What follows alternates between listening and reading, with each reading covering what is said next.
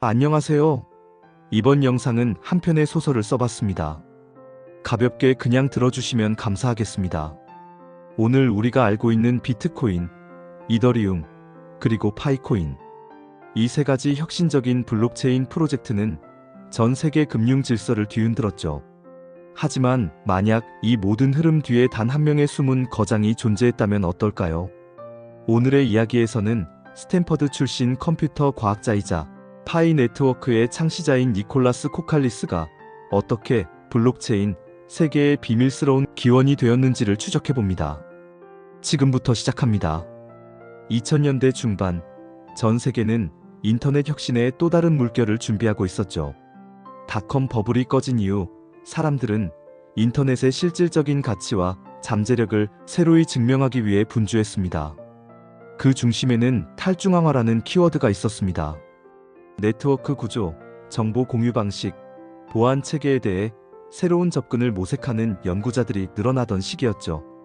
니콜라스 코칼리스는 당시 스탠퍼드에서 분산 시스템과 보안 네트워크를 연구하는 젊은 학자였습니다.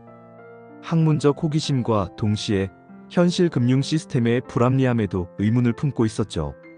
그는 자료 공유 메커니즘에 대한 실험을 거듭하면서 하나의 아이디어에 도달했습니다. 그것은 바로 중앙기관 없이도 사람들이 신뢰할 수 있는 거래 원장을 유지할 수 있는지에 대한 탐구였습니다. 이 시기를 지나며 그는 국제 암호화 커뮤니티에서 이름 없는 논문들을 투고하기 시작했습니다. 그리고 그 중 하나의 개념적 설계가 훗날 비트코인의 백서가 되는 기반이 됩니다. 역사 속에서는 사토시 나카모토라는 익명의 집단 혹은 개인으로 알려졌지만 이 가상 시나리오 속에서 실은 코칼리스 본인이 철저히 익명성을 유지하며 세상에 던졌던 실험이었던 것이죠. 중앙은행을 대체할 디지털 화폐, 블록체인의 첫 번째 결실은 바로 그때 태어난 것입니다 라고 말할 수 있습니다. 2008년 금융위기가 전 세계를 강타했을 때 비트코인 백서가 세상에 공개되었죠. 사람들은 사토시 나카모토라는 이름에 열광했으나 정체는 철저히 감춰졌습니다.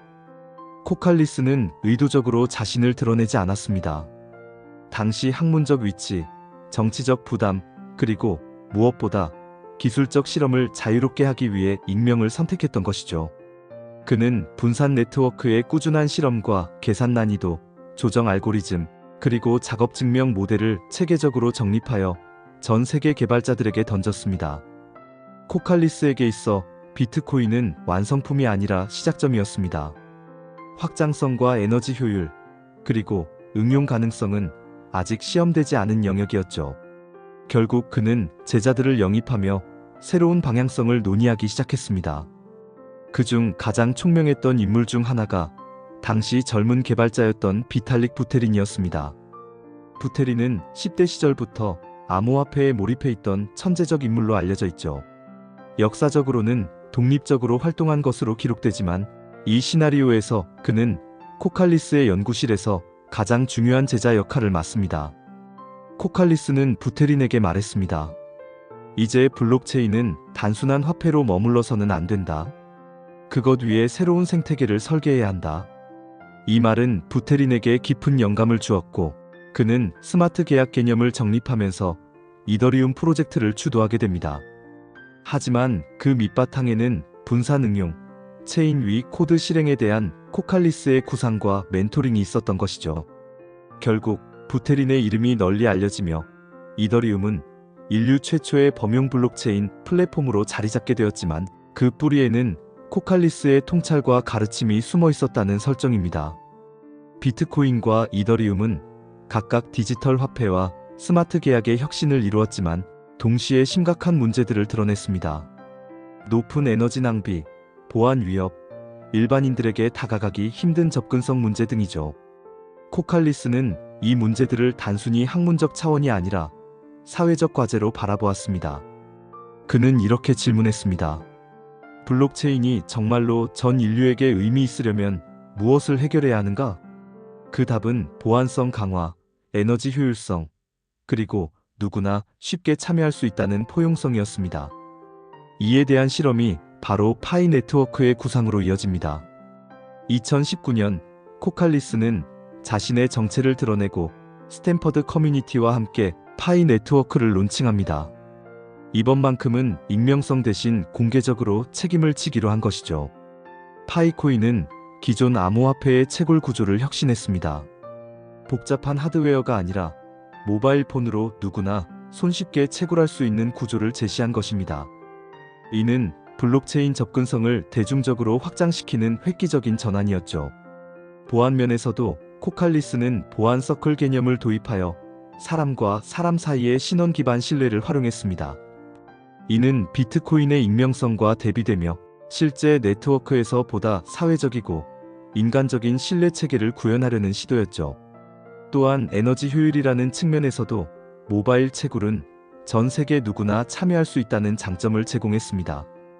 이것이야말로 코칼리스가 꿈꾸던 모두를 위한 블록체인의 실현이었습니다. 파이 네트워크는 단숨에 전 세계 수천만 사용자를 끌어모으며 대중성을 가진 최초의 블록체인이라는 평가를 받게 됩니다. 학계에서는 여전히 논쟁이 있었습니다. 파이가 진정한 가치를 가질 수 있는가? 이것이 진짜 블록체인 혁신인가?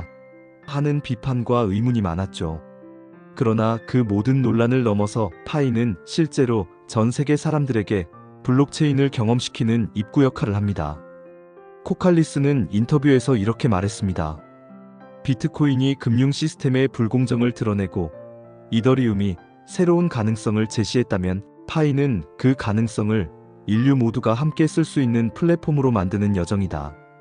이 모든 과정을 관통하여 살펴보면 사실상 비트코인, 이더리움, 그리고 파이코인까지 이어지는 흐름은 니콜라스 코칼리스의 일관된 비전 속에서 점진적으로 진화한 한 줄기 큰 서사로 볼 수 있습니다. 그는 익명 속에서 비트코인을 세상에 던졌고 제자를 통해 이더리움의 혁신을 이끌었으며 마침내 자신만의 이름으로 파이 네트워크를 완성했습니다. 즉, 블록체인의 과거 현재 미래를 잇는 조용한 설계자가 바로 그였다는 상상 속의 시나리오입니다. 오늘날 블록체인은 여전히 완성되지 않은 기술입니다. 탈중앙화, 투명성, 거버넌스, 규제와의 관계까지 넘어야 할 산은 많습니다. 그러나 여기서 가장 중요한 교훈은 개인의 비전과 철학이 얼마나 큰 역사적 변화를 일으킬 수 있는가라는 점이죠.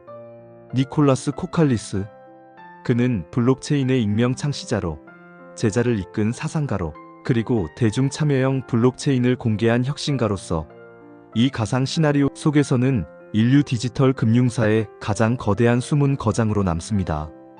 그리고 그가 던진 질문은 여전히 남습니다. 블록체인은 누구를 위한 것인가? 그리고 우리는 그것을 어떻게 사용할 것인가? 그 질문의 해답을 찾는 여정은 지금도 계속되고 있는 것이죠. 결국 블록체인의 이야기는 단지 한 기술의 발전사가 아니라 인류 사회가 신뢰를 어떻게 재정의하고 권력을 어떻게 재분배하며 미래를 어떻게 설계해 나가는가에 대한 서사라고 할 수 있습니다. 그 길의 첫 장을 연 인물이 바로 니콜라스 코칼리스였다는 이 상상 속 이야기는 우리에게 또 다른 시각을 제공해 줍니다. 지금까지 우리는 니콜라스 코칼리스를 중심으로 블록체인의 대체 역사, 숨은 서사를 살펴봤습니다. 비트코인의 그림자, 이더리움의 도약, 그리고 파이 네트워크의 대중적 혁신까지 이어진 흐름은 결국 신뢰와 참여의 기술이라는 본질적 과제를 향하고 있습니다. 오늘의 소설 이야기는 여기까지입니다. 끝까지 시청해주셔서 감사합니다.